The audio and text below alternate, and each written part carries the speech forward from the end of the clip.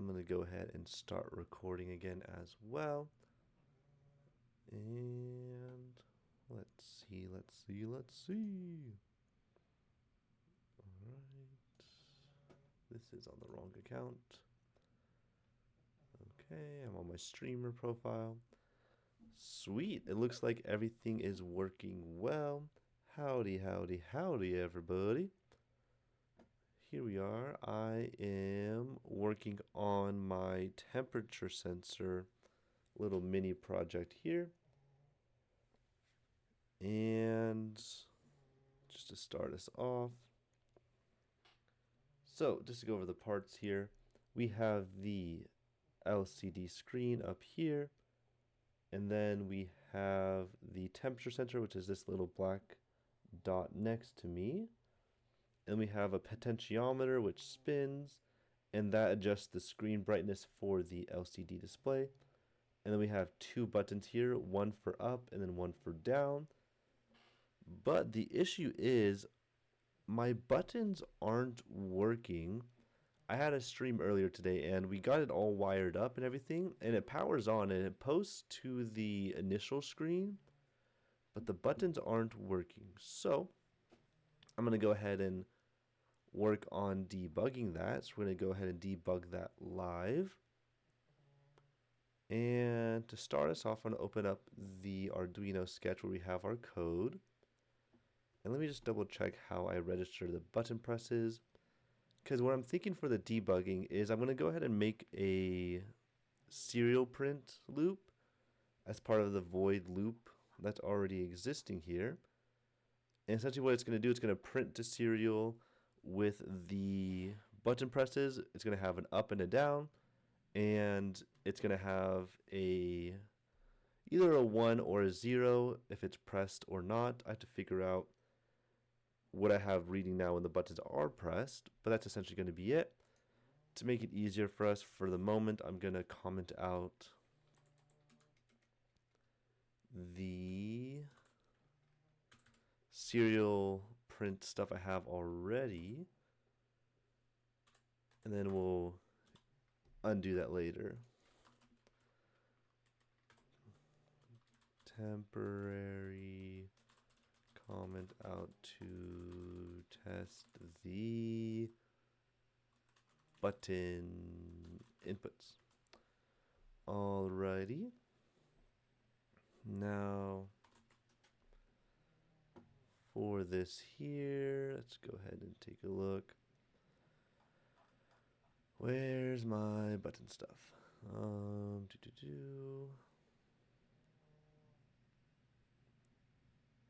I guess my button presses are when it says last next. Yeah, I think so. Button next.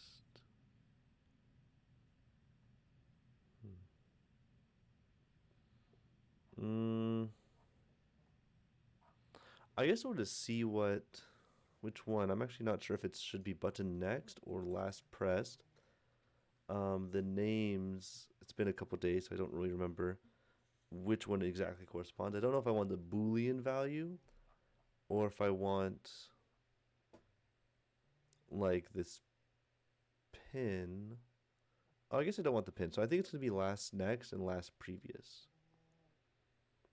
Yeah, I think that's going to be what I want. And wait.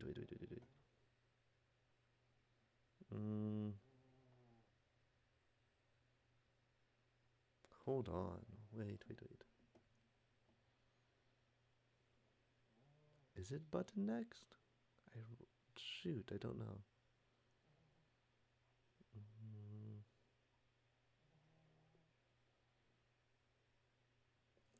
Next now, previous now?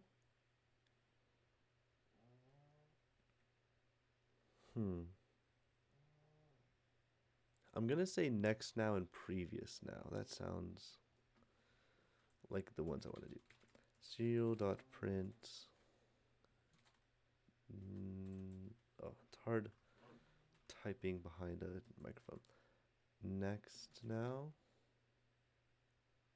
Yeah. And then serial.print. Let's do a little space. And then serial.println, which helps print a new line. And then we're going to do previous now. Oop. I got to hook this up.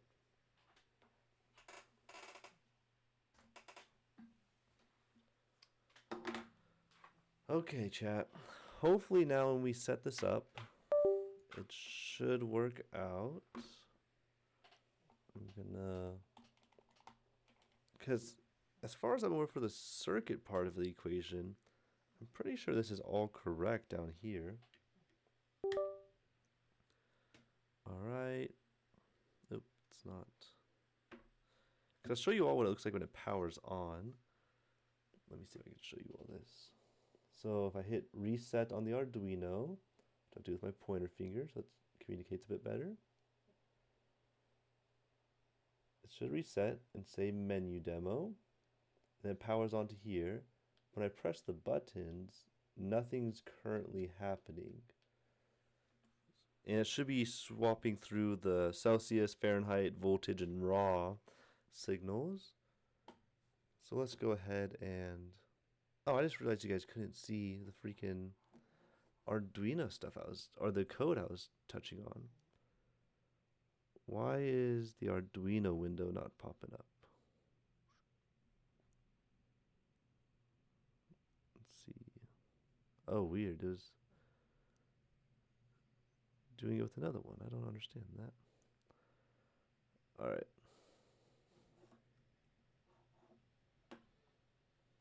Here we go.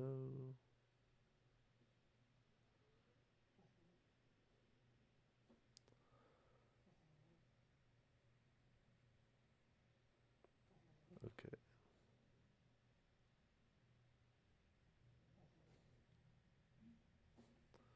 Let's go and get this twisted a bit. I guess I want it like this more. All right.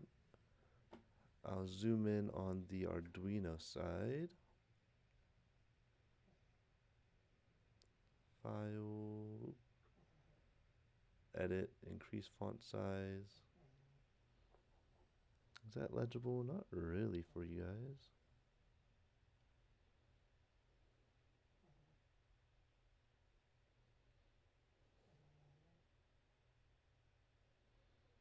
There we go.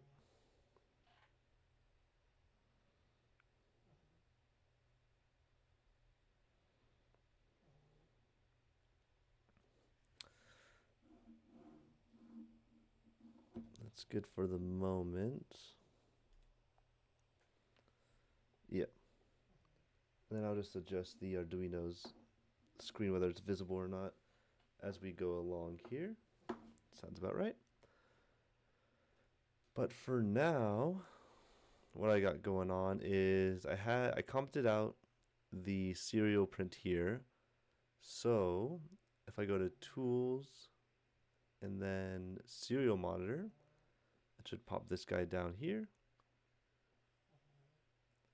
And oh, it is actually posting this, but that's not what I want right now. And it is connected, it looks like, which is good.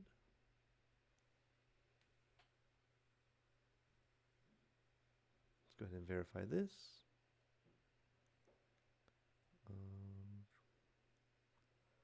The code is working, and let's upload it to Arduino. Let's go in. Okay.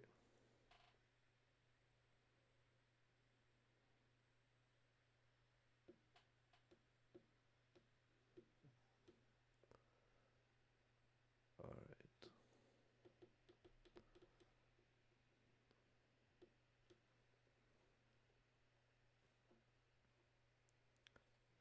So it's showing the ones and zeros, but it's not. So let me take care of this.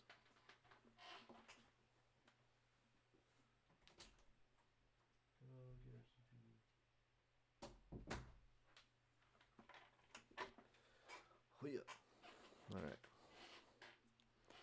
So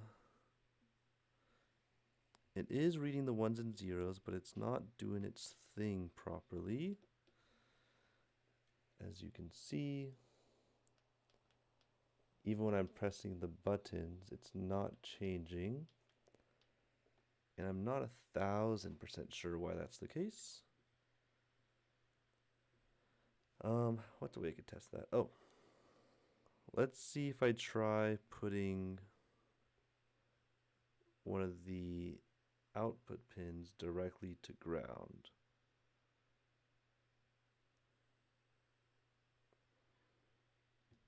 No, that's not doing anything. Even if I short it to ground directly, it's not changing anything.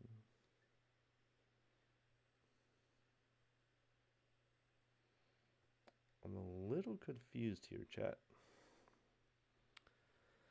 Okay, so if that's not the answer, what is? Hmm.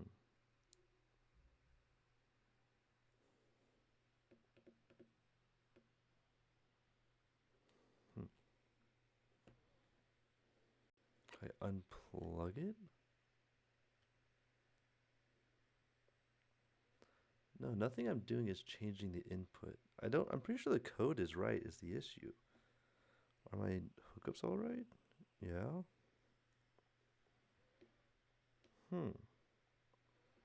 I had this issue earlier where I had the buttons switched, so maybe that was the issue. But no, because even if I have the switches right.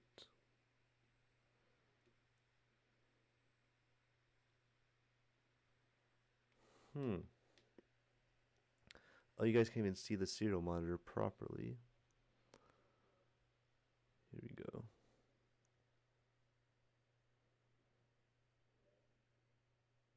Nick, I'm going to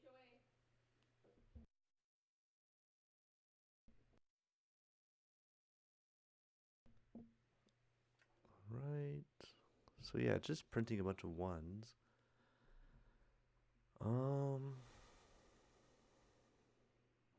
There's no errors.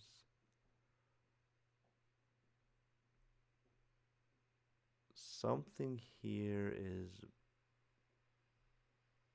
I don't know.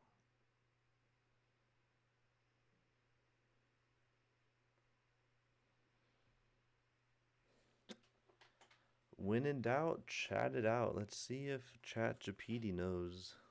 Oop, not this.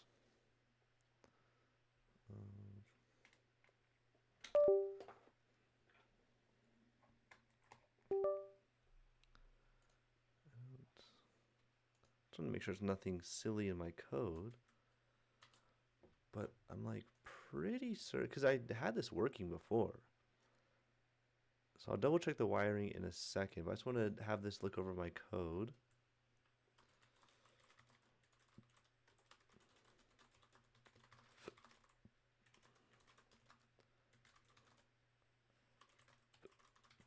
Do not change the page for my temperatures.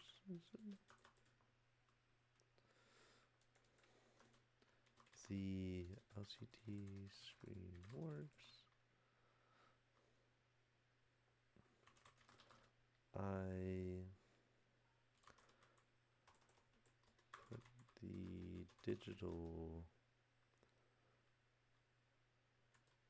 pin wire direct to ground. Nothing changes either. All right, let's see what it says. In the meantime, I want to. Oh man, I didn't paste my code. Oops, I didn't paste my code.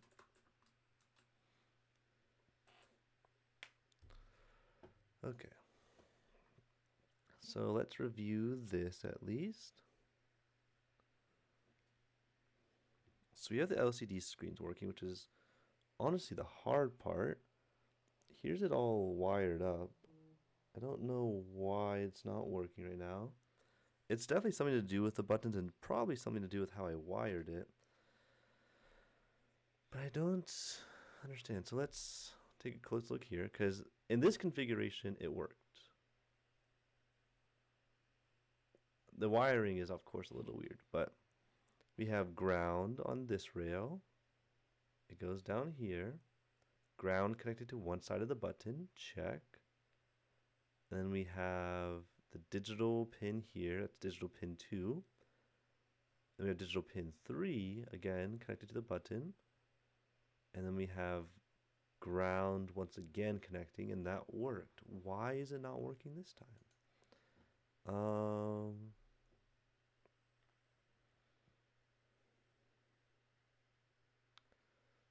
Okay.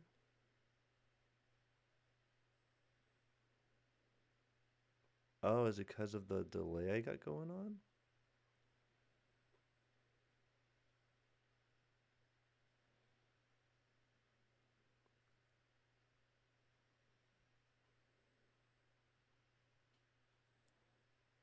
Hmm.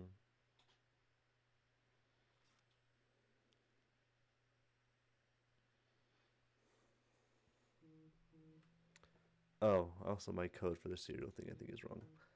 Okay. I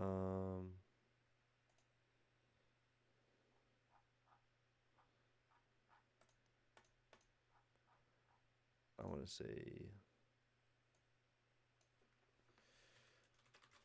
digital read. Next now. Digital read. Preve now. Okay. I'll get this down to, I don't know, 50. Actually, is there a way I can have the serial print delay? I don't know.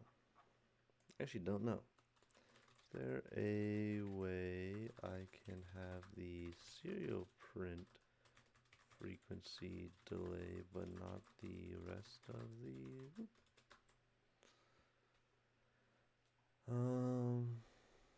Okay, I had thought it was gonna do the millis, but I don't know how to do that.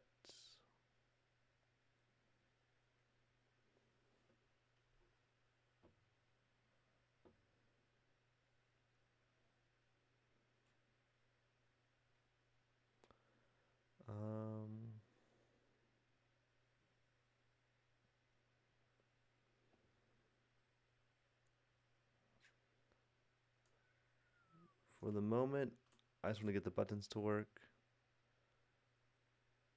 Okay.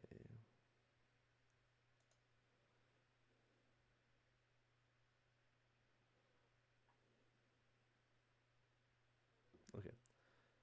For the moment, this should work just to test this because I just want it to work right now. All right, verify. Ooh, output. Okay. Let's try this real quick. And then upload.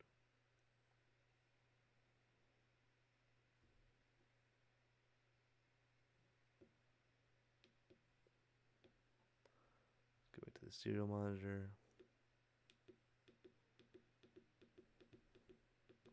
Still nothing. I don't think it's on the code end, but I don't know why it's not working.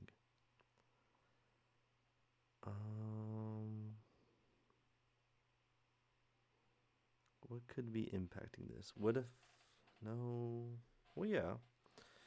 Okay, I guess I could do this. And what if I move, oh, I should have done that while I was plugged in. That's probably what's bad for my components.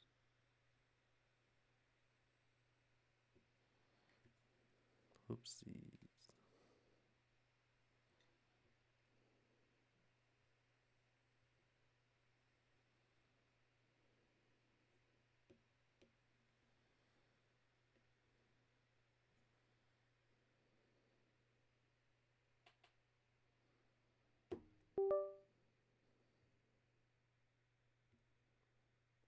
Oh.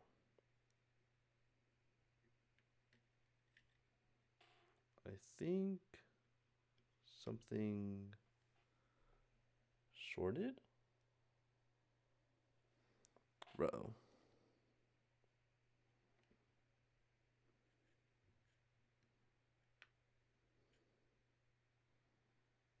Okay. Oh, shoot. Okay. I'm an idiot. That's what it was. Gosh. Okay, no wonder everything broke for a second. I did short out my thing because I actually had a positive lead going to what I thought was the ground. So that was my bad. I was just literally doing a dumb. All right. That'll do it.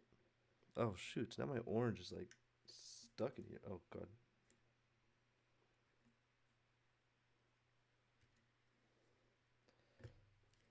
My freaking, yeah, whoa, that thing got a chunk out of that connector. That was stuck in there. That's wild.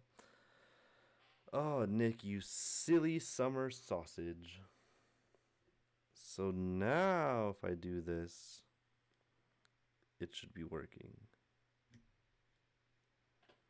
Okay.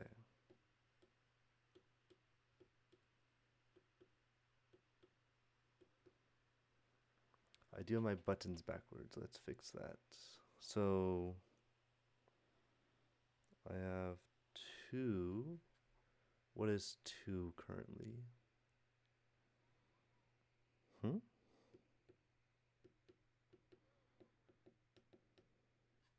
Oh, I see. The orientation of how I'm looking at it is wrong, but this is right. Right? 1, 2, 3. Okay, so let me go ahead and get rid of the code part of it all, because it is actually working now. As you can see, there's zeros updating on the thing. So it should go back to ones. Yeah, okay, perfect. So we are actually making progress. Oh, that was so silly. That's actually a bit embarrassing. So I'll hide the Arduino stuff. And here's how we have it working currently. So we have 2 buttons. This one is page up. So we got Fahrenheit now. It's about 70, 71 degrees, give or take. It's not the most accurate sensor, but it's close enough for our purposes. Here's the ADC raw. Here is the voltage. And then here is the temperature in Celsius. And in the code here, I believe I do have it being rounded a bit. Let's see. Yeah, average analog, we have it not rounded, averaged a bit. Okay, so we got it wired up. We have it working. That was a bit of a process, a little bit embarrassed. I did get humbled, but that is how we learn. Gosh, that's such a funny thing to mess up on. All right. Beautiful, beautiful, beautiful, beautiful. Now what I want to do, though, is I want to practice how to have it be written to a file of its own. So here, look at the face cam. I want to know how to do like a CSV file. And I usually like to learn, honestly, this through ChatGPT in terms of how to be my tutor. I have it teach me stuff and then ask me questions on what I learn. I actually find it to be a very useful, personalized tutor, although it may not be the best for the world. That is something I have to figure out how to ethically kind of, you know, contend with. But let's go ahead and go to YouTube. Oh, I don't want to have YouTube. I guess my YouTube is clean, right? Clean enough. Let me... Is there a way to sanitize my YouTube for streaming? Do I want to... Because I have YouTube for like ad-free and stuff, but I don't want to do all this.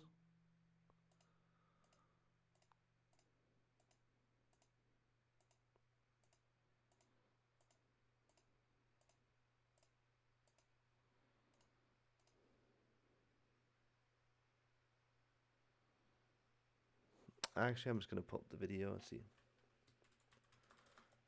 To store C++.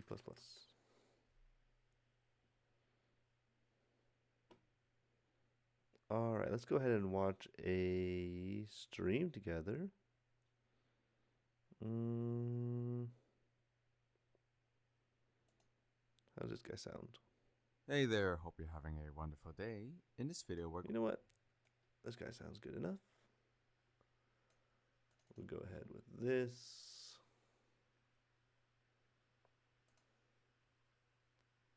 going to go over reading and writing to CSV files. So in the previous few videos, we went over file handling, so reading and writing to a text file using the fstream, and we also went over the string stream.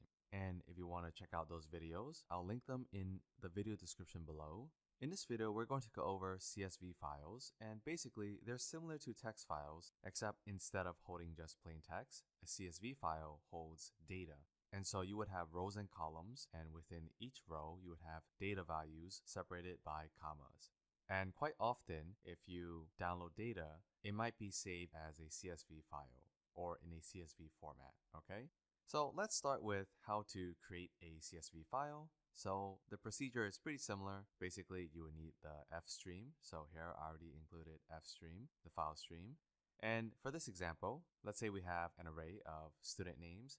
In this case, I didn't want to bother coming up with names, so I just used the names of fruits in English. And we also have another array, which represents the grades of each student. And in total, we have 6 students. So Apple has 87, Banana has 91, and so on.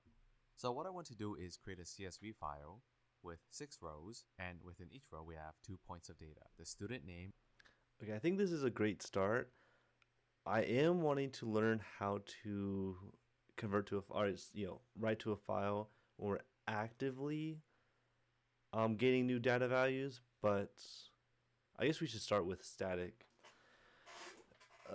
data sets and stuff. So I guess this makes sense. But I eventually want to work up to where we're getting live readings, and we can write those live readings into a file. And I hope it's not just like updating a bunch of like vectors or arrays with those what's it called, data values, and then just like writing them constantly. That might be it though. We'll see. And the student's grade. So let's start by creating the fstream. So fstream my file, and here I can do my file.open, and I'm going to name this file student-grades.csv. Okay, so don't forget the extension. And here we need to specify the mode. So in this case, I'm going to do iOS out. So we have in, out, and append. Okay, so out is for writing. And as I mentioned in my previous videos, if you are not using namespace std like I am over here, then you would have to add the qualifiers. So it would be std : fstream and std : iOS : out. And every time you open the file, you want to free up the memory after you are done with the file. So here I'm going to do my file.close. Alright, so let's write to a CSV file. And if you somehow have this file in your directory with the same name, then let's actually follow along as best we can. It's not going to be one-to-one for my needs / our needs, but it will be in the right ballpark. For now, I'm going to do it outside of the loop. Let's do it before. Yeah, let's do this.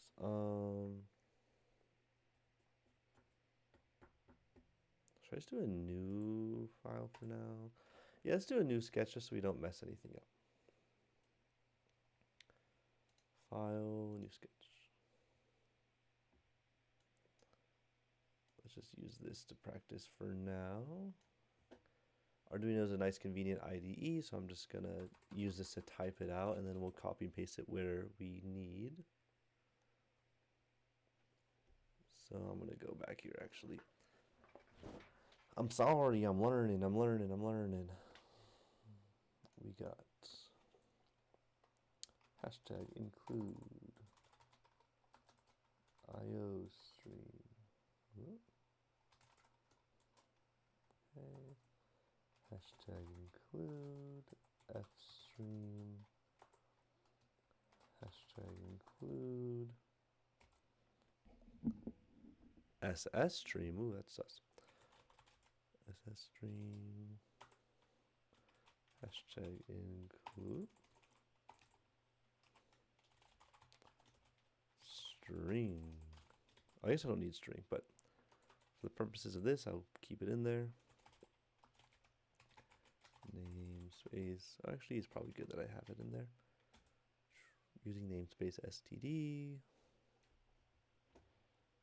And then I'm just gonna put here. What do I want my f stream to be called? Well, let's. You would have data values separated by commas. Apple has this student name stream. There we go. My file. My object. And here I can do my file.open. And I'm going to name this file student-grades.csv. Okay, so don't forget the extension. And here we need to specify the mode. So in this case, I'm going to do iOS out. So we have in, out, and append. Okay, so out is for writing. And as I mentioned in my previous videos, if you are not using namespace std like I am over here, then you would have to add the qualifiers. So it would be std : fstream. And what do I want to be called? Oh, I guess for this purposes, for the f stream, I should call it temp value. See, the issue with temperature and like temporary is that they have the first 4 same letters, and that's what I don't like. But temperature is a long word. But for this, I'm okay maybe being less than ideal and just doing this. And then here's where I would call it the actual file name, temperature values are data.csv. std : iOS : out. And every time you open the file, you want to free up the memory after you are done with the file. So here I'm going to do my file.close. Alright, so let's write to a CSV file. And if you somehow have this file in your directory with the same name, then when you are using the write mode, it's going to overwrite the content of that file. In our case, the file does not exist, so it's just going to create a new file. So the first thing we need to do is check to see that the file opened successfully. So here I'm going to do if my file.isOpen, and then we're just going to iterate through the students and grades and write them into the file. So for int I is equal to 0, I is less than student Stop here count, for the moment. I plus plus. So writing is exactly the same as with text files, except you would separate each data value with a comma. So here I'm going to do my file students at index I, comma, and there's no space within the commas, so it's just 1 comma and grades of I, and then end line. Alright, so that's all we need to write to our file. So here you can see I don't have any CSV files, so let's save and run the program. Alright, so we ran the program. Now let's check our folder. And you can see we have a CSV file. And if you notice, since I'm using Windows, I also have Microsoft Excel, and you can open up CSV files in Excel. So it's basically like a spreadsheet. So if I just open this, you can see we have our data over here. So we have the student names in the first column and the student grades in the second column, okay? And of course, just like with these text files, I can use the built-in Notepad software to open this CSV file. So let's see what the content actually looks like. And you can see it's literally a text file. So you have the student name, comma, and student grade. And we have 6 rows. So this is what it looks like underneath. But if you use software like Excel or if you use Google Spreadsheet, then you would see the data from the CSV file displayed in a nicer way. And of course, just like with the text files, I can simply just pass this into the constructor. So I don't need to call the open function. I can just do this. So here I'm just going to delete the file and let's save and run the program. All right. And you can see our file's over here again. Okay. And if you are just writing to the file, you can use OFStream. So this stands for output file stream, so you don't have to pass in the mode. So here I'm going to delete the file again, and let's save and run the program. All right, and there you go. We have our CSV file, okay? And just like with the text files, you can also append to the CSV file. If you are writing to a file, it's going to replace all the contents within the file. Maybe sometimes you want to append data to the CSV file, in which case you would not use OFStream, you would use fstream again. But this time you would do iOS : app. So this is the append mode, and I'm going to get rid of this. And here I can just append one more line, so I can do my file. And let's say lemon93. Let's save and run the program. All right, now let's check our file. So over here, I'm going to open it up in Excel again. And here you can see we have a new entry down here, okay? All right, so we have our CSV file created, and now you know what CSV files are. Now let's read from a CSV file. So let's save and run the program. And you can see this is the data. Oh, we're going to get the line over here, and we're going to pass string student print it out. So grade to the next comma. And here let's print out the grade. That was a good introduction. I'm really happy I did that actually. Solid video. I like your video. I will like your video. Alright. But let's go ahead and ask my bestie for Resty, ChatGPT. And let's get right into the news. I still don't know where that is from, and I'm scared that is problematic. It's somewhere in my brain, and I don't know what it's from. Okay. I got introduced briefly to fstream and trying to figure out how to write / create a V file.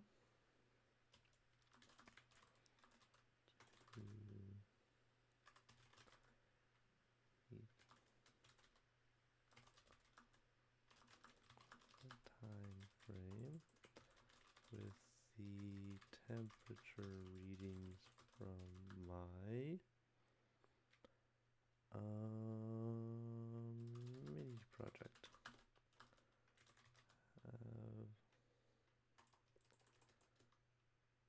You are my teacher. Or not. Let's see if we could get it to teach us, and this might take some prompt engineering, which I'm not the best at. Not just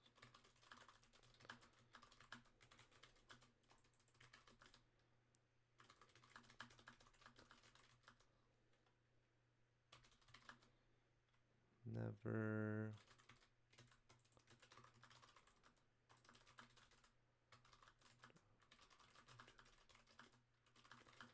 to be extensive, detailed, and thorough.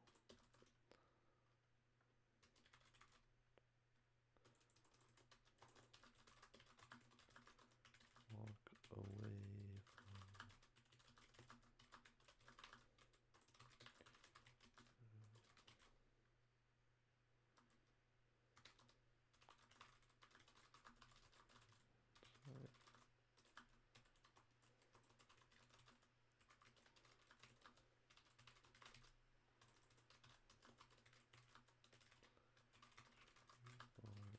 understandable. Alright, get into thinking mode and let's see how this goes. Alright, chat, I want you to teach me. Don't just spoil it. Alright. Ooh, fstream may not work for Arduino. I had a feeling because it just didn't seem like it was very loop friendly. And I know Arduino stuff doesn't like the IO stream stuff. Oh man. Yo.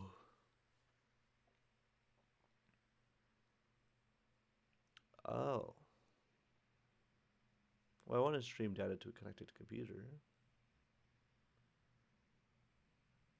I see. Okay. So this would be something that would be better, I guess, on my Orin Nano or NVIDIA Jetson Orin Nano. I don't know what to call it, honestly. Then my Arduino. I see, I see, I see. Hmm.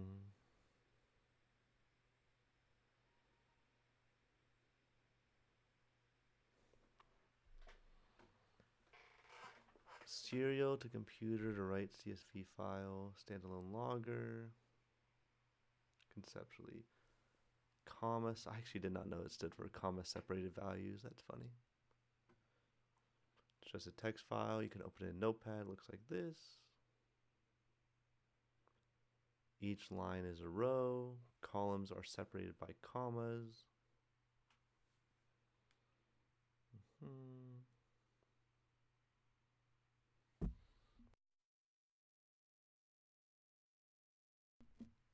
Excuse me. Alright, I want to access this file. Erase old content, start fresh. Append, write bikes text.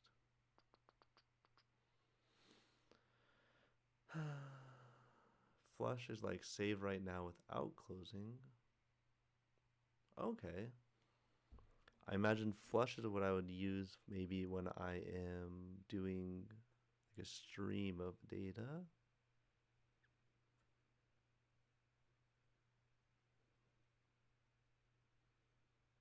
Means append. It will not erase existing data.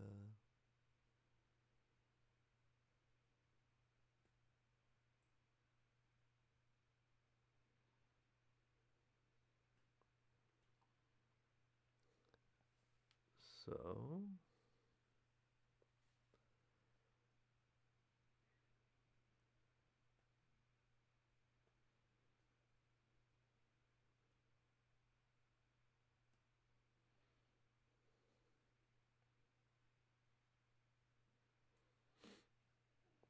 last time I logged. Oh, my dog. My dog, my dog, my homie.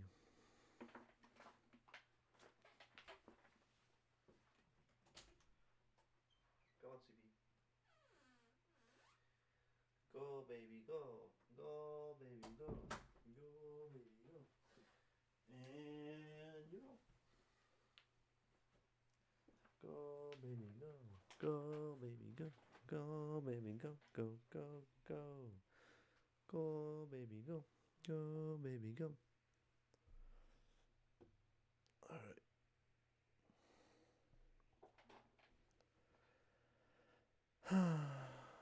Sadly, this might not be the best for Arduino.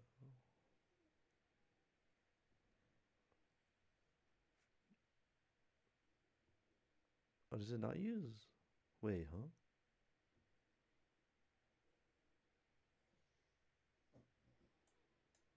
Yeah, is this using millis?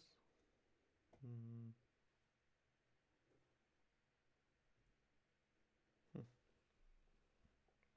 Or milliseconds?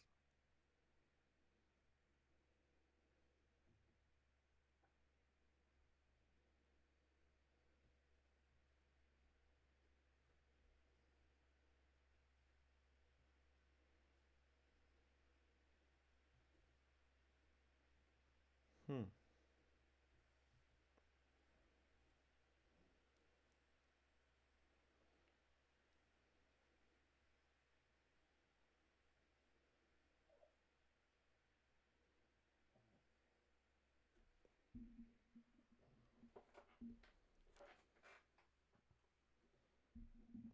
Okay.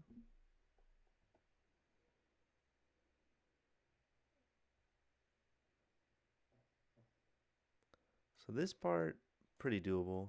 Not too concerned about the little delay sort of deal. I do want to learn how to do this with Python though.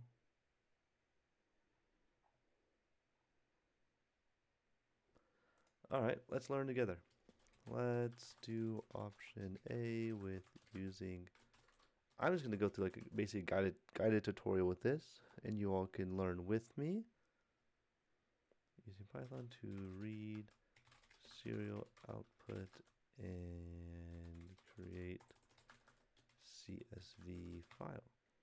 Because I actually have not done this personally yet with doing one thing, let's say for example in C++, and having Python pick up the slack elsewhere, but this is literally what I'm going to have to do with my thingy thing, my underwater submarine vehicle thing.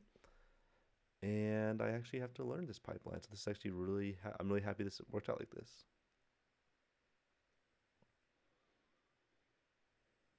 Right. Oh, I guess for the moment, let's get the Arduino stuff all lined up. This I don't care about. I no longer care about the buttons, so I can just delete this. This was all just temporary.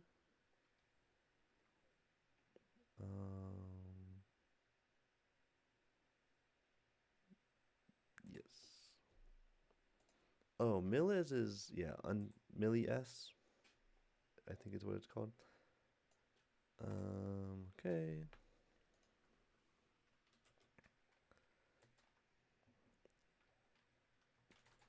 Const unsigned long. Shoot, should it just be int or unsigned long? I want to say, yeah, unsigned long. Okay.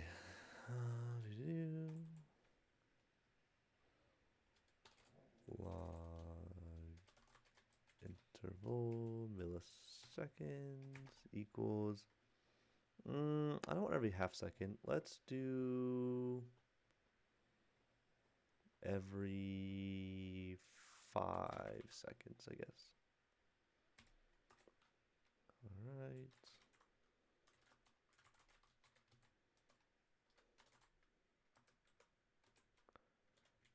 Last one. All right, now we got our if statement. Let's go ahead and indent this to make it pretty. Oh, that's looking beautiful already. I'm out of breath. I'm tired, man. Millisecond minus last log. And if that is greater than or equal to log interval ms. Nope. Oop. Alright. Oh, I don't like how my keyboard's so far away, but it's easier than trying to clean up everything. Okay, then last log equals, and this should be all capital.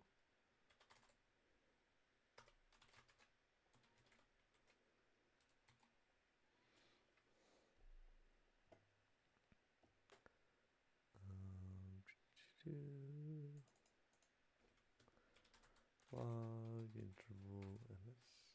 Ooh.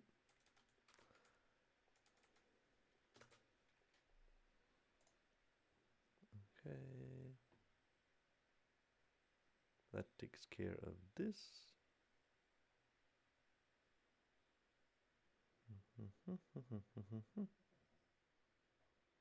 Do do do do do do do. Bum bum bum ba da bum ba dum.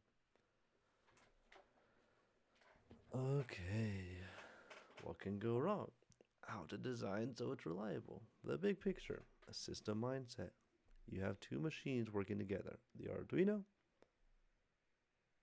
sends it over serial, computer plus Python, consumer, logger. Writes them to a CSV file on your computer.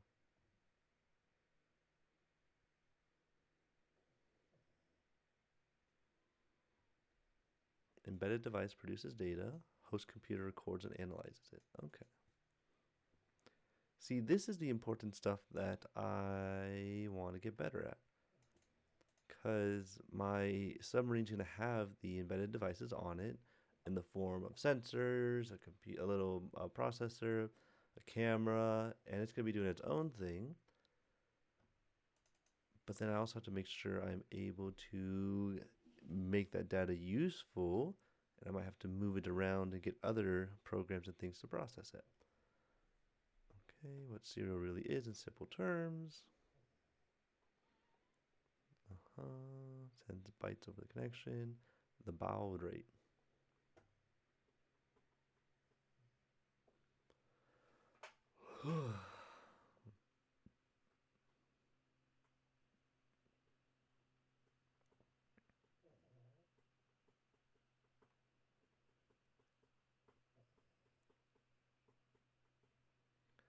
Okie dokie.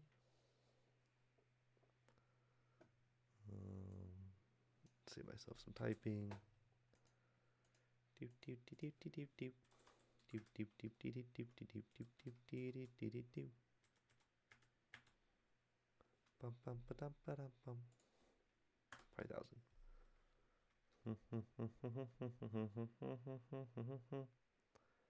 I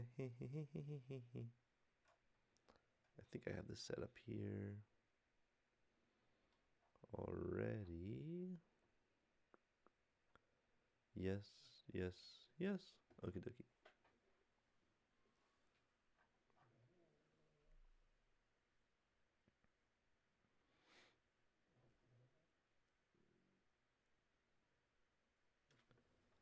Ooh, I'm scared to get rid of the delay.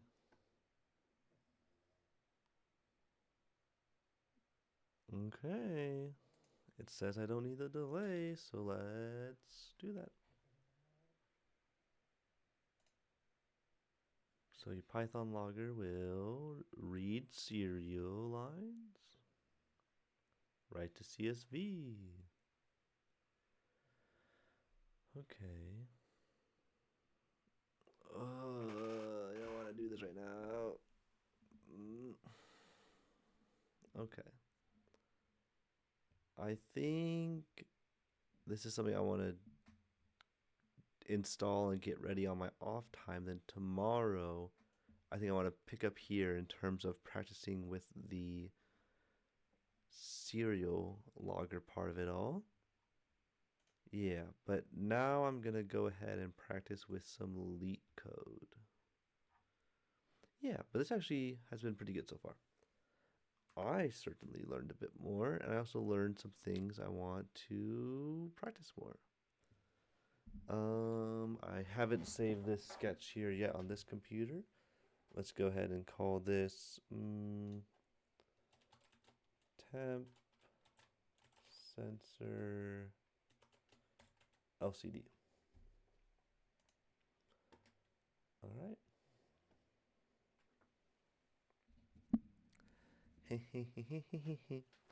Bum bum bum bum bum bum bum bum bum.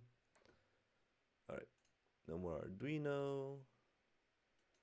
Ooh, I do need to log into LeetCode. Am I logged into LeetCode already? That would be nice. Ayo. Ayo. Let me go ahead and play that funky music, white boy. All right.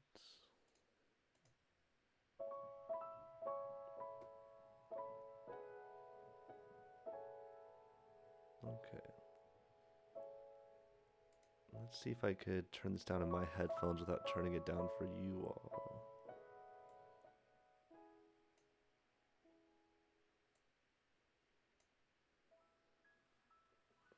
All right. Let me go ahead and see how it's going on through the stream. 1 second.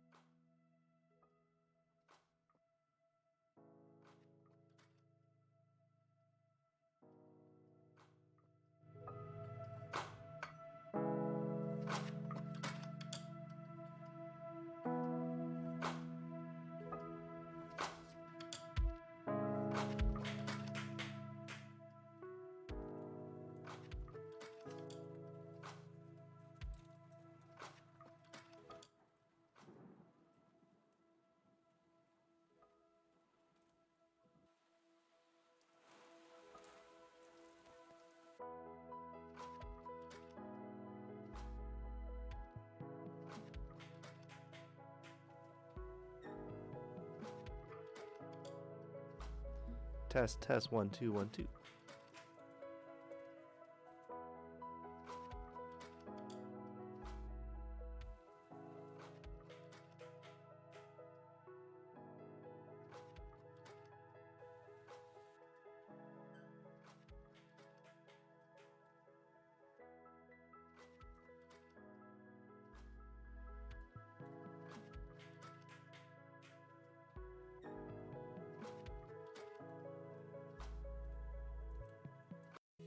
Less tired than I did before.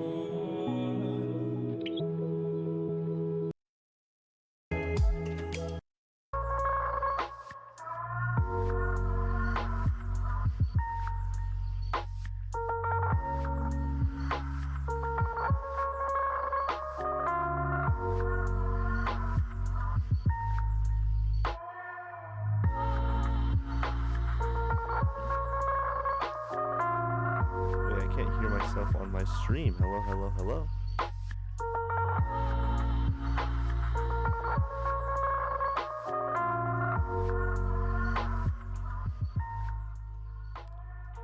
Alright, let's try this out now. 1, 2, 1, 2, 1, 2. Still a bit loud.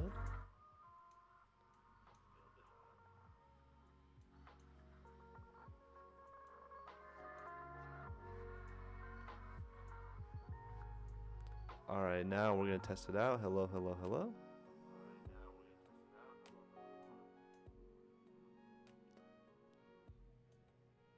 Testing some more. Hello, hello, hello.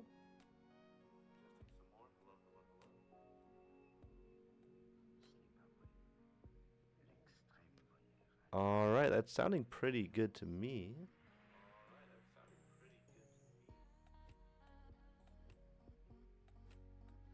Yeah, let's try that out for now. I might have to adjust that in the future. But for the moment, that sounds like a pretty good setting for the music. Although I don't know how to make it quieter for myself, because personally it's a bit too loud, but I'm okay with it being louder for y'all. Maybe I go like this. I turn it way down, but then in OBS I turn it way up. Sorry guys for this part. I'm new to this. I'm trying to understand it all.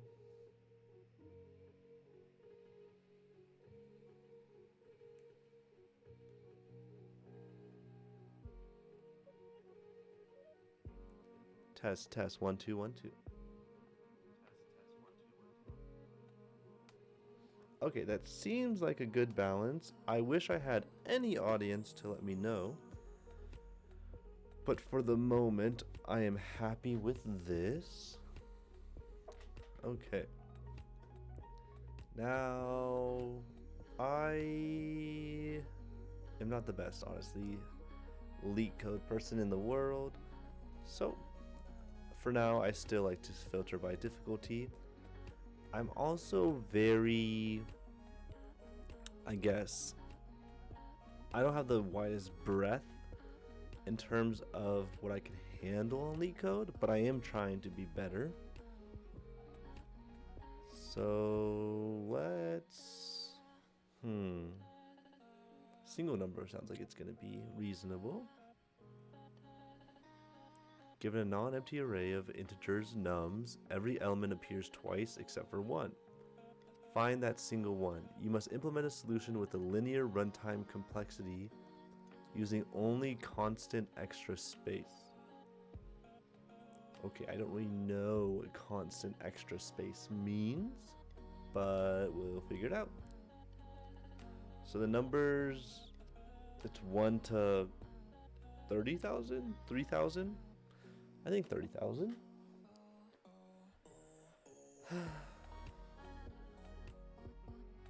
Oh, is this saying the numbers could be 30,000 long? No, there could be 30,000 values, and then the numbers themselves could range from negative 30,000 to positive 30,000.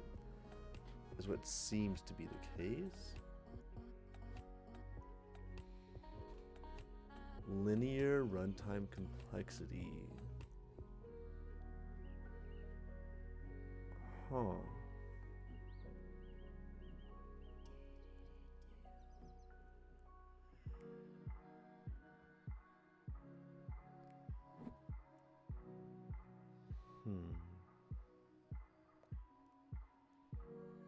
Part of me wants to sort it and go from there, but I don't know if sorting will particularly help. There is a hint. Well, XOR to the power whatever means nothing to me. Okay. I want to do it sloppy, then I want to do it nice. But how can I do this?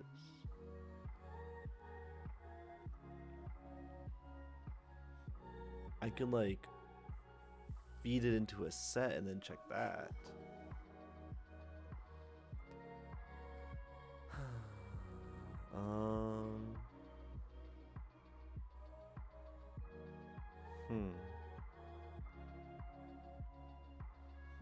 I'm thinking also it's like I could have it be really sloppy and store one value, go through the whole list, check for like values, and if that value is found, then go to the next one and so on and so forth until it doesn't find another value. But that does not seem very efficient at all. What else could you do?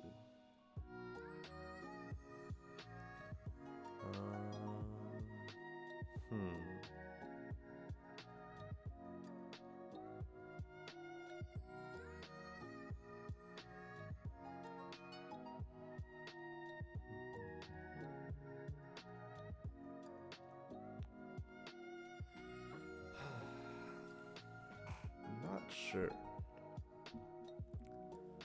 What if I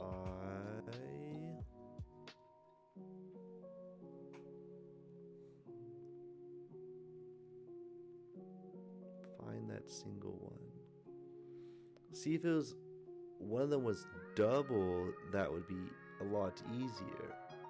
But I'm struggling with just the single one.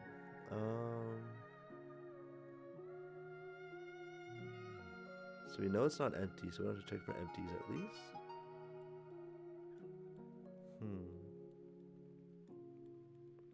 What can we do logically? Do I have Microsoft Paint? I never mess with Microsoft Paint. Let's try this. MS Paint.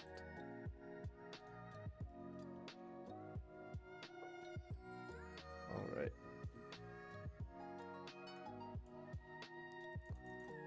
Okay. So I'm actually trying something new because I never actually try to think of things like in this way. But one, to be a better creator, I want to work through it here like this. Let's go ahead and pause the music here while I focus up for a second. So, let's see, I don't want to flash, I've already flashbanged y'all, I guess. Let's make this black. And let's use a nice bright, let's do red, I guess. Okay, and are these my brushes? These are my brushes. Calligraphy brush. I think I like this one. Yeah. Okay, make this guy very big. Whoa, whoa, whoa, whoa, whoa, whoa, whoa, whoa. It's a lot of white. Okay, so right now we have our list of things. And how can we go through this list to check for only one number? It could be in any order. It could be any of these numbers. It could be positive or negative. What can we do?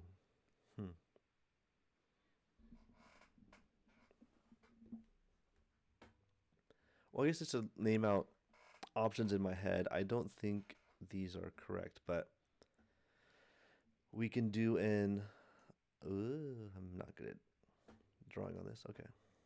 We can do an unordered map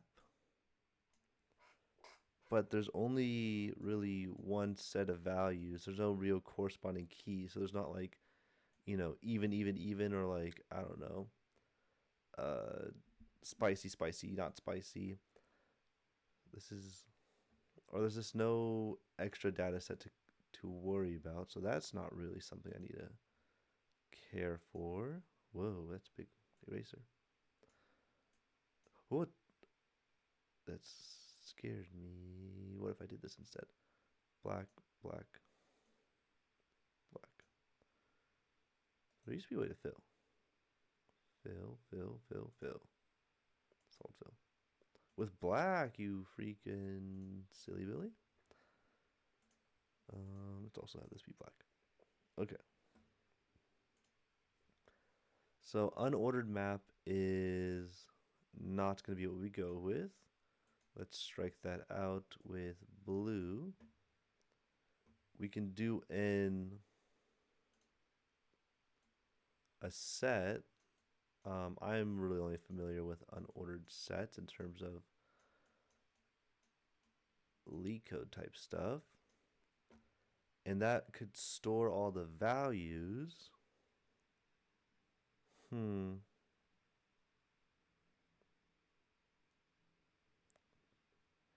I wonder if there's a way where we could have, like, something keep track of the values we've seen, and then have a way to like 1, 1, 1. We've seen 2 twice, 4 twice, and then eventually we just look for the one that only has one corresponding number. Again, that sounds very inefficient, but it would be a solution if it works out well. How could I do that though?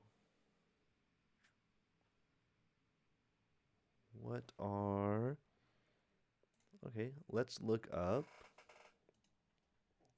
This isn't to give me an answer. This is just to basically be Google. Because I don't want to sort through a whole bunch of stuff on stream. What are some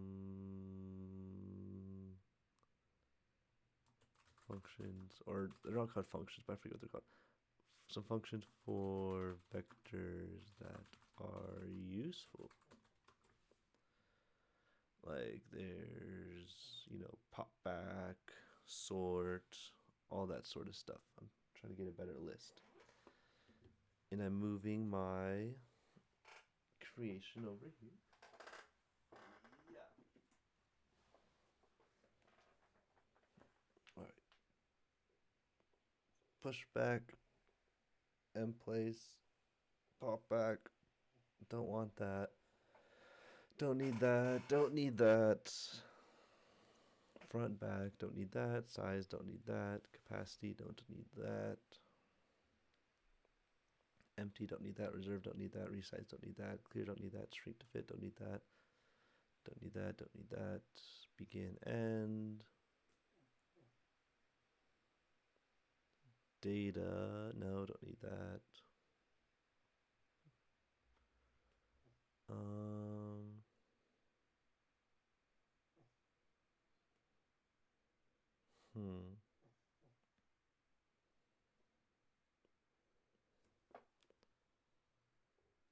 I mean, we could.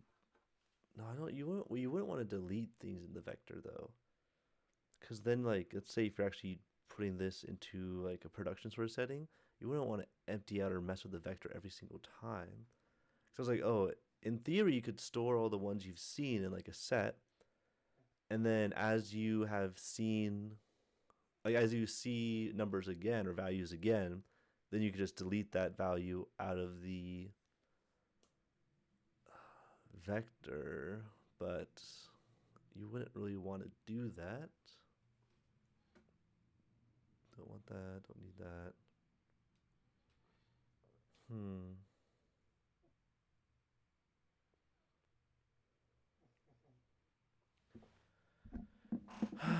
No, none of that was very useful.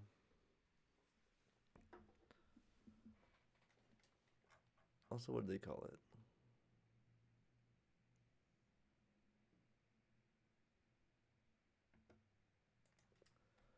What are ways you can manipulate unordered sets?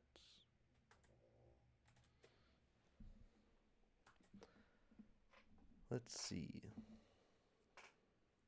Because I honestly might just not even know the part of the solution that's like the puzzle piece.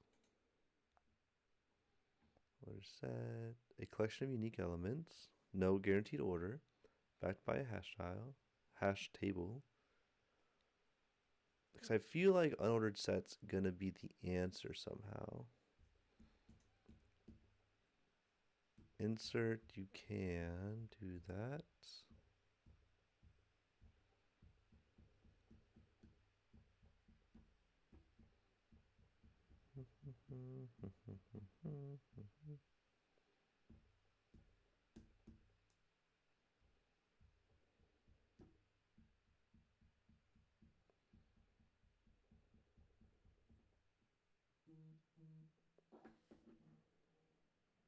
All right.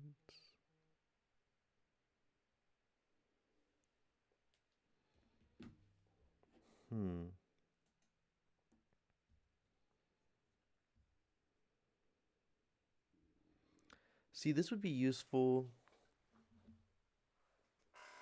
if like the single number was at the end or something, or if you could guarantee you did all the duplicate numbers before you did the single number. I mean, you could run through the vector twice and have a set with all the numbers you've seen, and then as soon as you haven't seen it for when you go through the second time, well, no, that wouldn't work.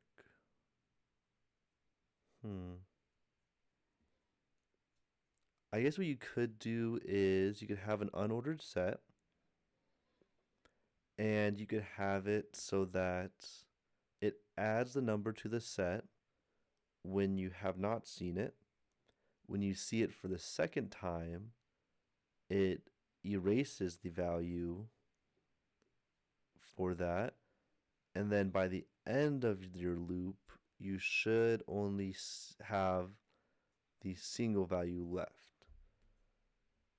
And I think I would use basically this structure inside a for loop, and I think that would work. Because I never knew about this. I've never seen this before. My C++ class didn't go into that. I think I want to do that. Let's...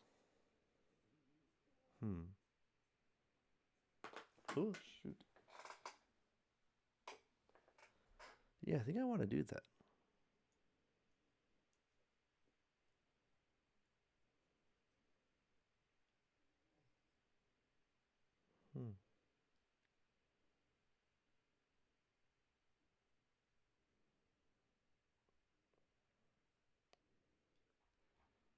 All right, yeah, let's check this out. Let's see what happens when we try this. Again, I've taken one class in C++, and then the rest has been self-study. It hasn't even been like the most, actually, it hasn't been the most, I don't even know, efficient self-study either. It's been mostly kind of like LeetCode. Then as I find things I don't know, I try to learn them as best I can. All right.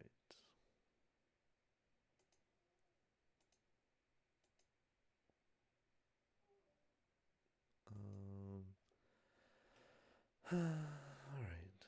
So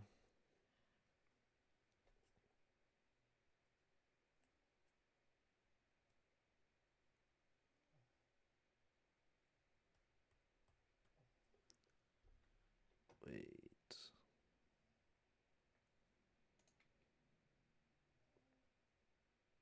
Yeah, okay.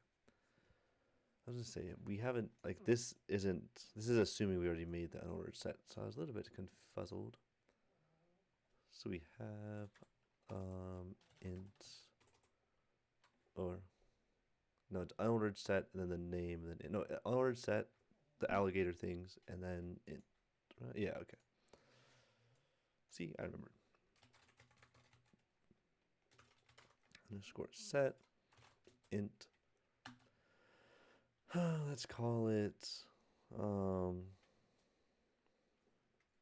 scene. Mm. Yeah, let's call it scene. All right. And then scene dot insert. It's gonna be a for loop for I. See, I'm also concerned. Only use constant extra space. Linear runtime complexity.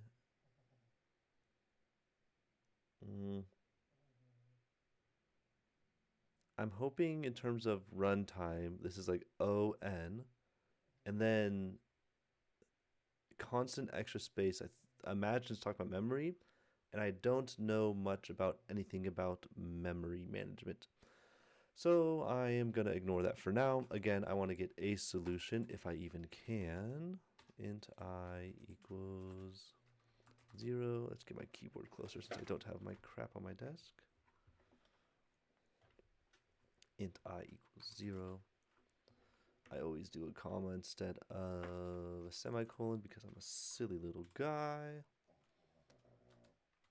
Int I equals 0. I is less than nums dot size. And then I plus plus. And that should be fine. Okay.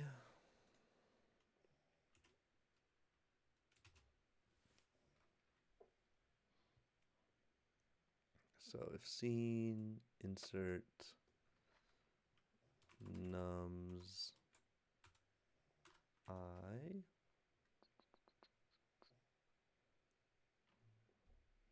So I don't understand the first dot second. I want to learn more about this first dot second thing.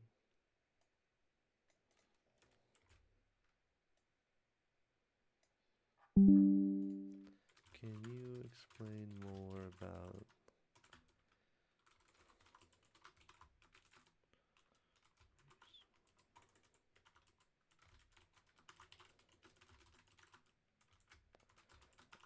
this functionality?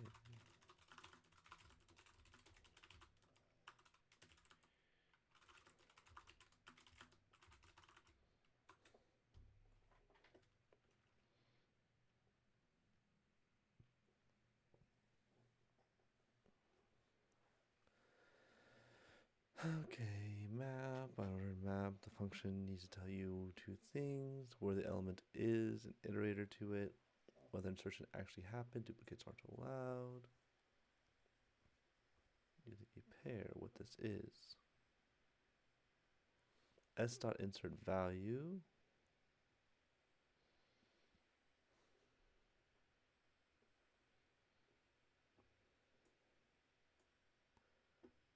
Iterator pointing to element in the set. So true, false if it already existed. Okay.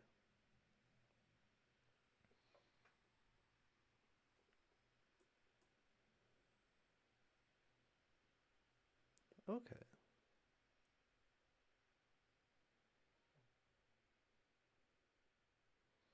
So essentially, if it value is not in the set, it goes ahead and returns true because it was able to insert it into the set. But the value is already in the set, then result.second returns false because it already exists. And I guess it's part of the pair. The first part of the pair is the iterator. The second part is a Boolean value, which is like true or false. Okay, okay, okay.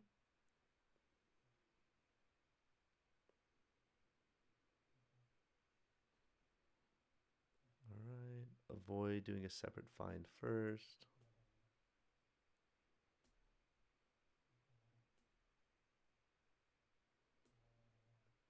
Okay.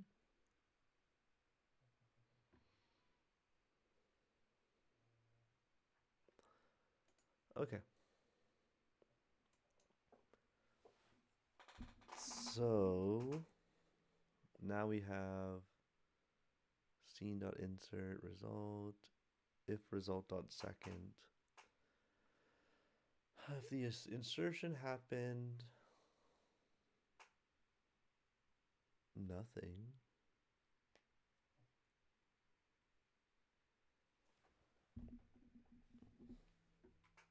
I mean, I guess we should do this. I mean, if it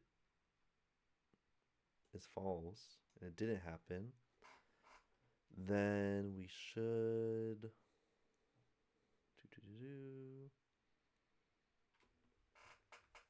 for the erase function, is it a value or is it the index number?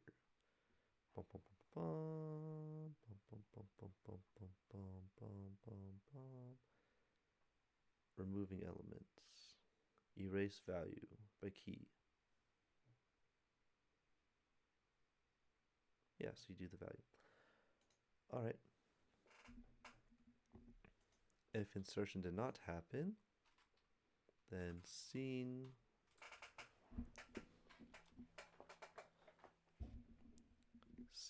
dot erase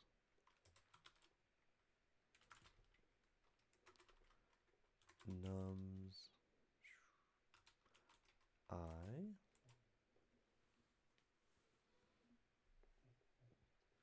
and then if it already existed, I don't really care.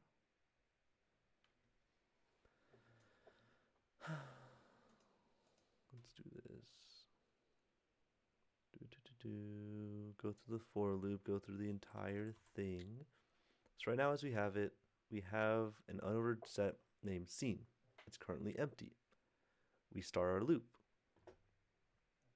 Let's bust out the Microsoft Paint. So from my understanding, we have, let's get a big black box. All right. Oh, beans. Black. Okay, we have our brush. How big is our brush? Oop, it's black. Let's make it a bit bigger. Bit bigger. Yeah, it's probably too big, but it's fine. All right, so right now we have scene, which is, this is too big. So we have scene, which is our empty, unordered set. And then we also have nums. So this is scene. And then let's have this be blue.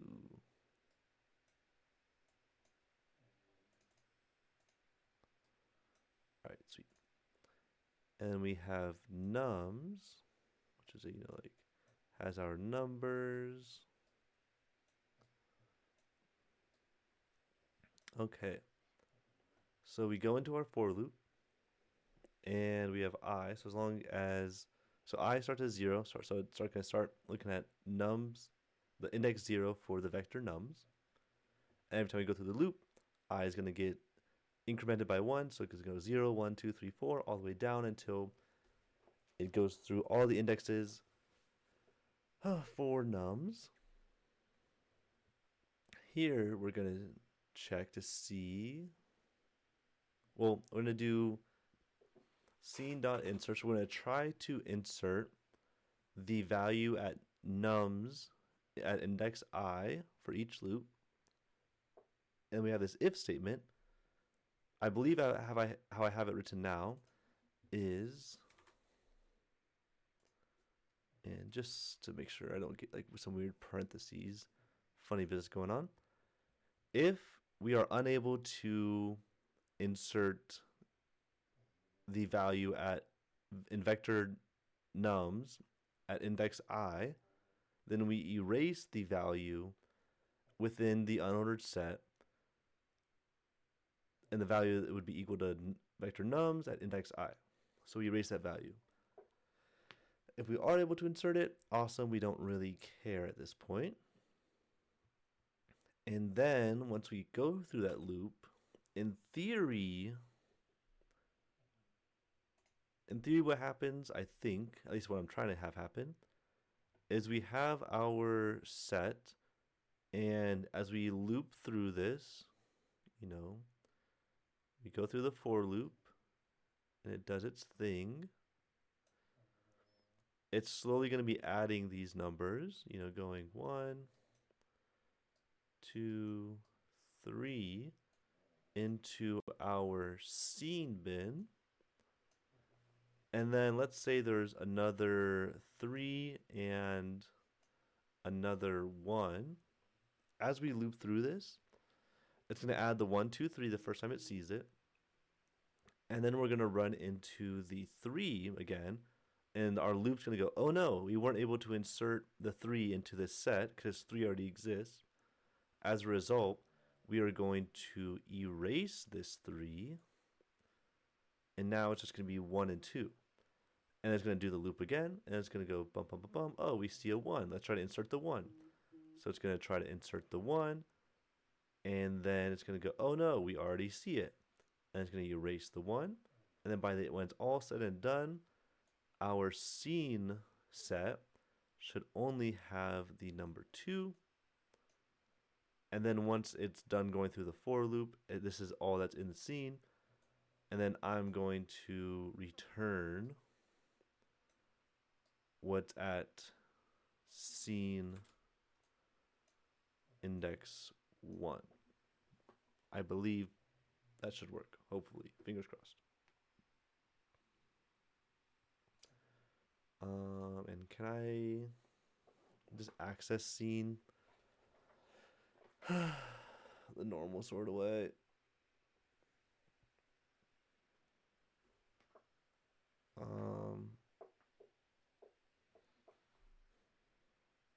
I actually forget how, if it matters.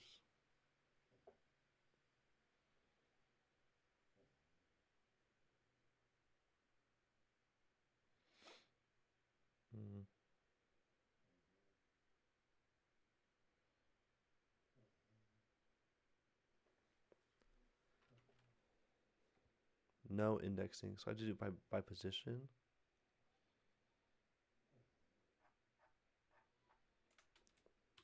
How would I return the first value in an unordered set without knowing the value itself? Please tell me I don't have to do it by position. Element.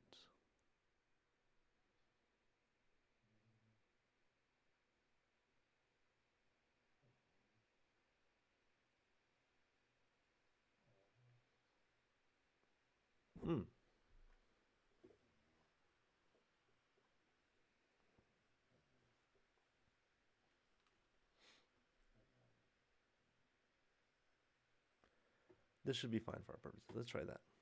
So as we go through the for loop, let's just see what happens if we do this. Return scene.begin. Literally no idea what's going to happen if I do this. Let's find out. I imagine I get an error.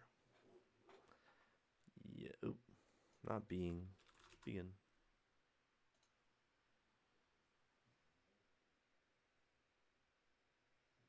Oh. Was this the solution? Wait. That was a lot easier than I thought it was going to be. Like, as soon as I learned about this idea of the iterator and the result.second thing, it was pretty clear. Let's find out if this is actually the solution. Or I guess I could just submit it, see what happens. Submit. Let's see if I pass all the things. Oh, seriously? Wow. That wasn't so bad. I did have a knowledge gap in the form of this stuff here. And I guess this as well. Because I would have done the iterator. I wouldn't have done this little, what's the word? What's that called? Dereferencing? But yeah, so there's that. Now, where do I go to the description?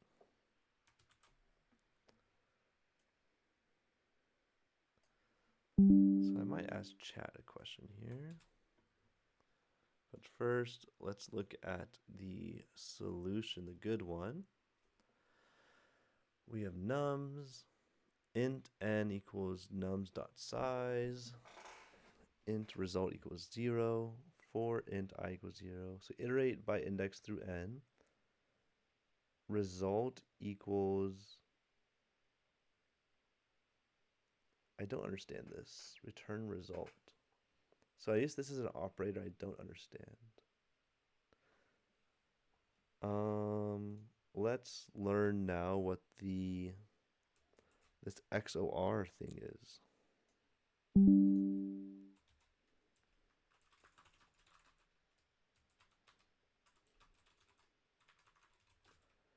My solution passed the test, but is not optimal. Can you teach me the canonical idiomatic solution? Teach me step by step so I can obtain a full grasp of the concepts behind the solution. I like this one. It was very simple, and I like it because now we could actually just focus on the bits that we don't know yet, or I don't know yet. So I'm actually really happy. Because, I mean, if it's called single number, ooh, what you making? What's up? Your mama was a snowblower. I actually don't know if you're still here. Let me see if I can check my Twitch stream real quick. I don't think you're still here. That's my bad. I didn't see your chat come in. But I am making a... Oh, I still don't have this. Let's go on laptop cam now. I made a temperature sensor with this LCD screen that has a menu as well. And it's currently working. I want to learn how to get this to write to a CSV file. So currently it's just outputting all its data to the serial monitor, or to serial. So I need to create another program in Python on my computer that reads the serial data and then tracks that and puts that into a CSV file. But I don't know how to do that in Python. So that's going to be my next step tomorrow that we'll be learning. I should update my stream title. That's a great point. Let's go to Twitch. Let's see, edit. How do I change my stream title? OBS, help me, help me, help me.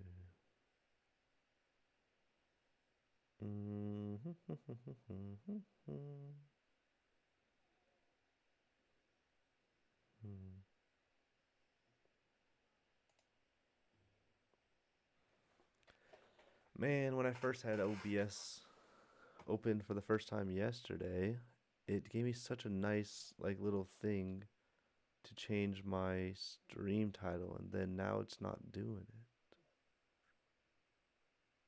If I go to settings,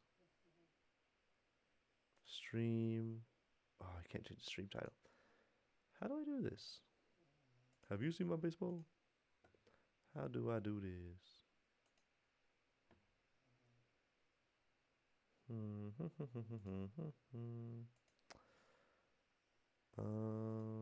Oh, edit. There we go.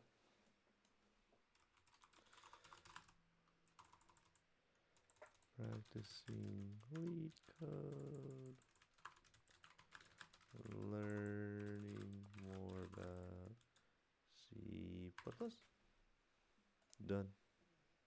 7:09. Oh, damn, I missed it 10 minutes ago.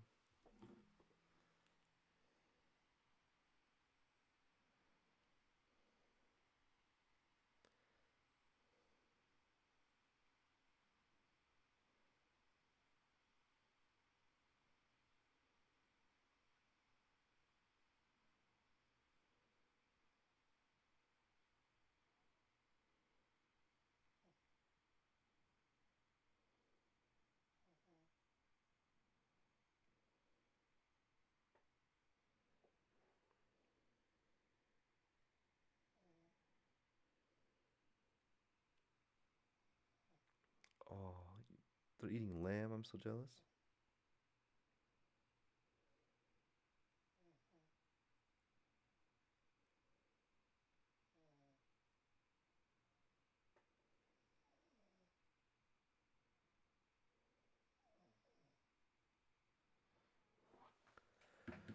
Alrighty. Let's go away from laptop cam. Back to mainstream. All right. Damn, I can't believe I missed my first chatter. Oh, not my first chatter, but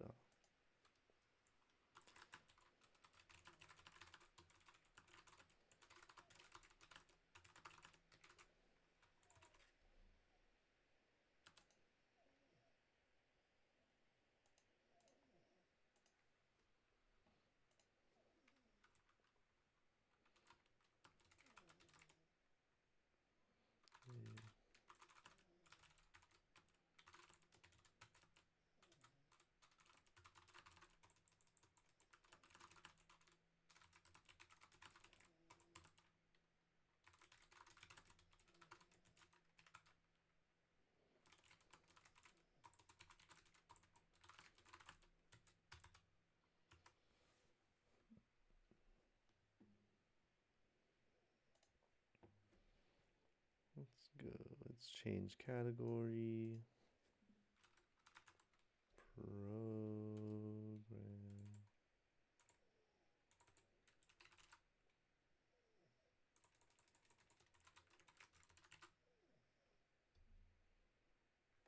Mm-hmm.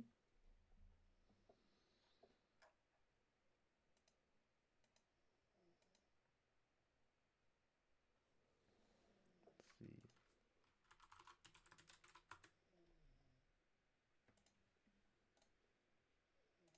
Let's see. What are good categories?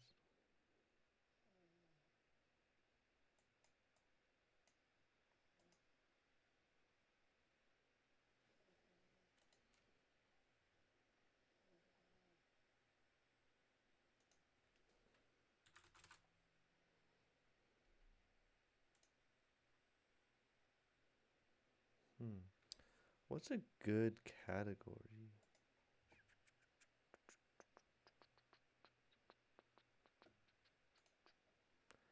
Boom, boom, boom, boom, boom, boom,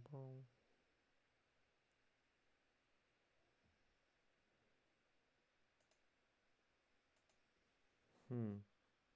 I don't know a good category.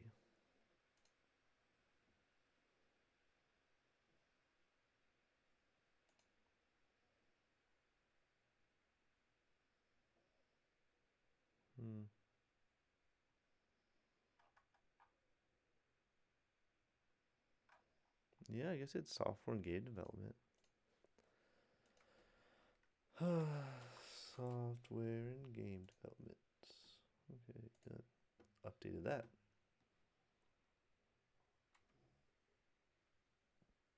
Okay. So XOR to the power property.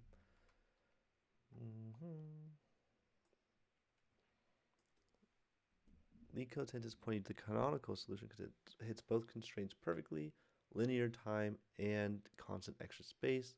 I do use extra space, unfortunately. So XOR is a bitwise operator, compares two bits pairwise. For example, A0, B0 equals 0, 0, 1. Huh.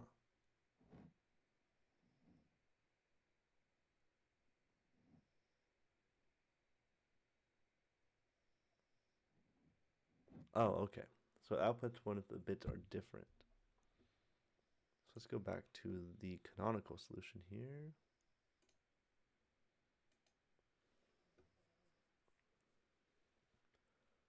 So result.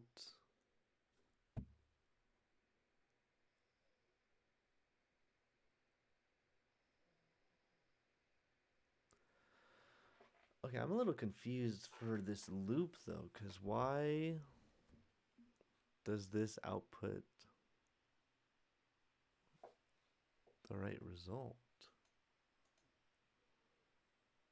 result equals this.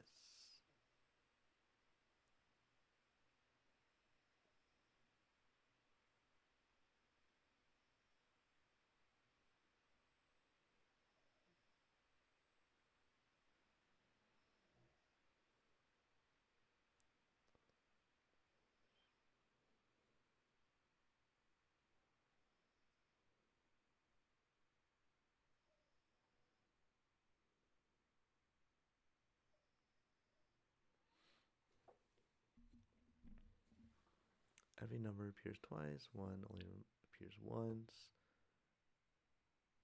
If XOR all numbers together. And so answer equals this power 4.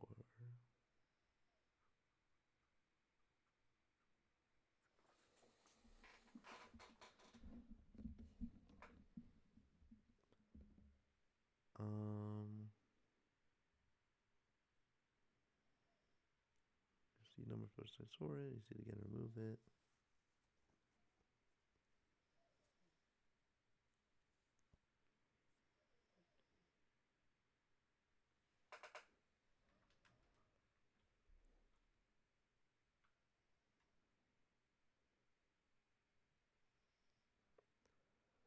I still don't understand why that equals the thing. Does that...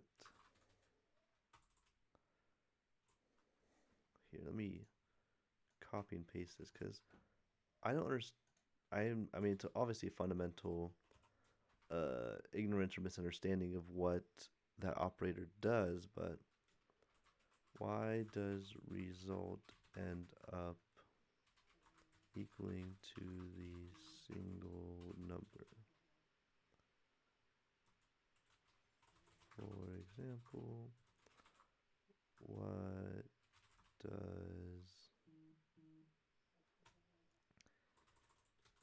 can you run me through a small example vector? Explain what is happening step by step. This is why I love chat for like learning stuff like this, because then you have a personalized tutor who actually literally teaches you what like these concepts mean until you get it, and they can't get mad at you for asking a million questions because you kind of pay them to do their thing, you know. I guess that's how a normal tutor works as well, is they're paid to get asked a million questions. But this makes me feel a little bit less bad, although I do feel bad if there is any like environmental issues with this. The reason the result ends up being a single number is not luck is because this operator has a cancellation behavior.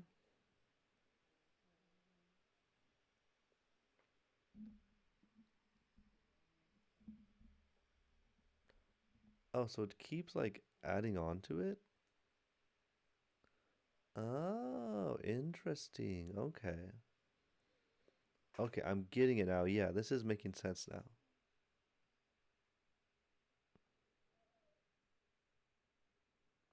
Okay, so like a to the power of b to the power of c to the power of b again, both the b's would cancel out. Okay, so 2, 2, 1. Result equals 0. I equals 0, num equals 2. 0 to the power 2 equals 2 in this case. So then index 1 is a 2 again. So we got 2 to the power of 2 equals 0. So now the result is 0 again. Then we got result to the power of 1 equals 1. Return 1. Ultimately, it goes down to 1.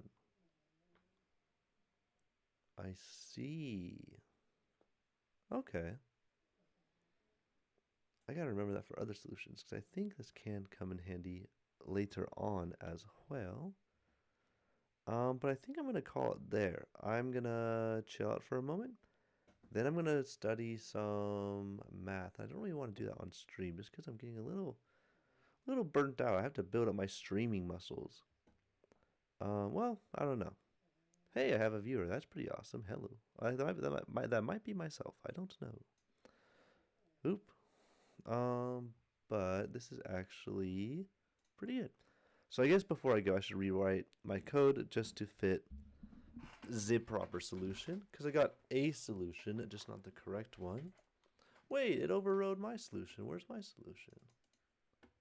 Wait, editorial, solutions, submissions.